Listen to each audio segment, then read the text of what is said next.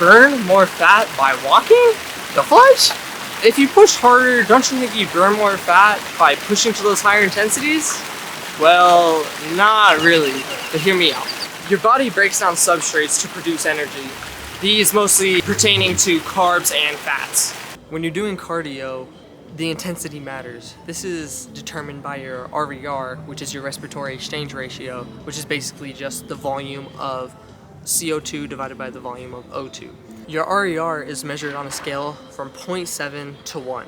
0.7 being 100% reliance on fat, 1 being 100% reliance on carbohydrates. 0.85 being kind of where they both end up meet, so it's a 50-50 split. And they have an inverse relationship, so boom, 50-50 split, and then they keep going. So these fats are used when you are in a low intensity exercise or low intensity mode, which of course lasts much longer as opposed to a high intensity exercise, which can only last so long. The high intensity exercise utilizes muscle glycogen through these carbohydrates. Your body could store basically an unlimited amount of adipose tissue, which is just fat, but you can only store a limited amount of carbohydrates.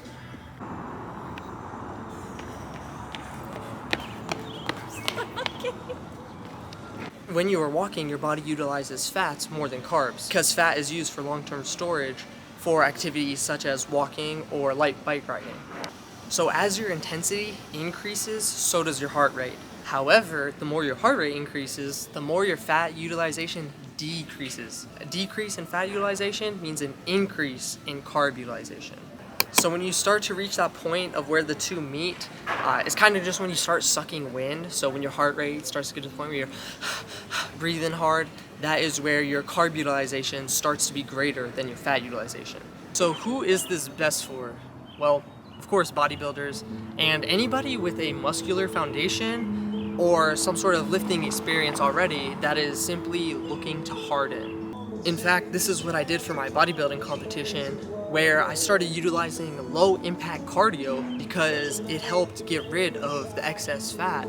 However, I kept my muscular tissue on and maintained a decent size, although I was doing cardio. And we've all heard of the saying, cardio kills gains, which yes, to an extent that actually is very true.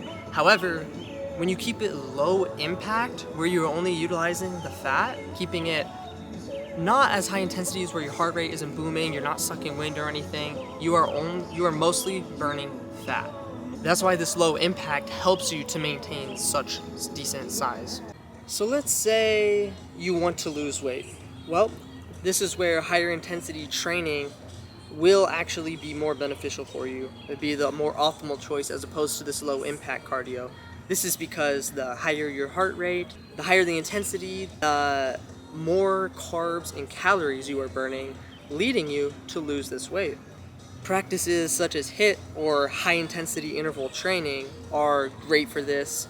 It really helps to jumpstart your metabolism as well. This is kind of where you are doing a 1 minute steady state exercise and then you go 15 seconds all out, like on an elliptical, on a treadmill, any sort of cardio, or even certain workouts. One thing to keep in mind too is that walking is more longevity based. The average person is a lot more likely to wake up in the morning and go for a walk as opposed to a high intensity running or jog.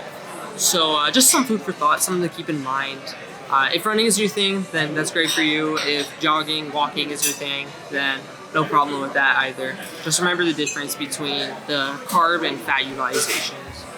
So if you are a new subscriber to this video, please be sure to let me know down below so I can start giving you guys shout outs in these newer videos. Also, only about 10% of you make it to the end of the video. If you made it this far in the video, comment 10% down below. Let me know who you are. Until next time, guys. Peace.